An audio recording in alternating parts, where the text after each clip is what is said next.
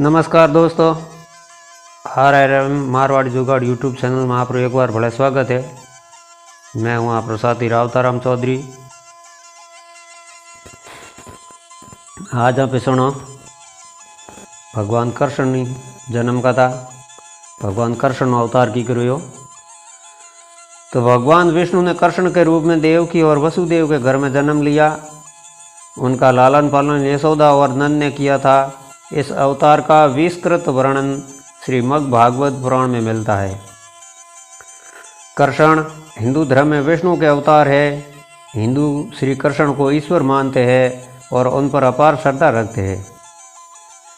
सनातन धर्म के अनुसार भगवान विष्णु सर्व पापहारी, पवित्र और समस्त मनुष्यों को भोग तथा मोक्ष प्रदान करने वाले प्रमुख देवता है। जब जब इस पृथ्वी पर असुर एवं राक्षसों के पापों का आतंक व्याप्त होता है, तब तब भगवान विष्णु किसी न किसी रूप में अवतरित होकर पृथ्वी के भार को कम करते हैं।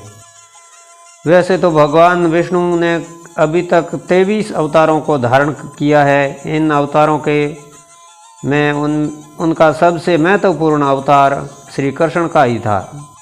यह अवतार उन्होंने वैवस्वत मनवंतर के 28वें द्वार में श्री कृष्ण के रूप में लिया था।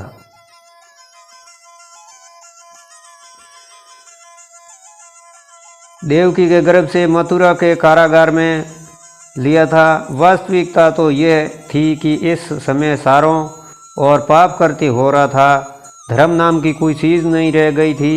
अतः धर्म को स्थापित करने के लिए श्री कृष्ण अवतरित हुए थे।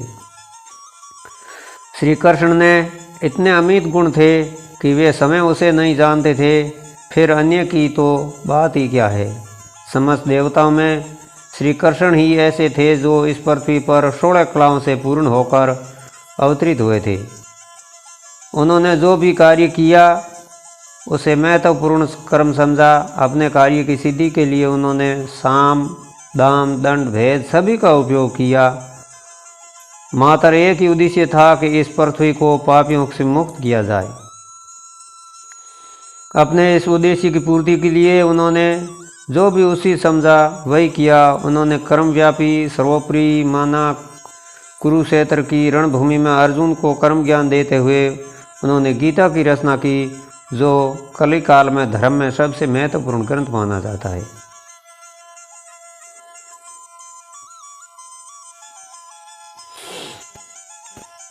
कृष्ण अवतार में बहुत सारे काम किए। कृष्ण के मामा कंस को कृष्ण ने मारा और पांडवों के साथ रहे और कई अनेक बाल लीलाएं की। और इस प्रकार ये थी कृष्ण के जन्म की कथा, जो शॉर्ट रूप में आपको कैसी लगी मुझे लाइक कमेंट करके ज़रूर बताना। अगर आप मेरे चैनल पर नए हैं तो मेरे चैनल की सदस्यता लेकर घंटी का बटन अवश्य दबा देना। मिलेंगे एक नए वीडियो में, तब तक के लिए नमस्कार, राम राम और क्षमा घणी।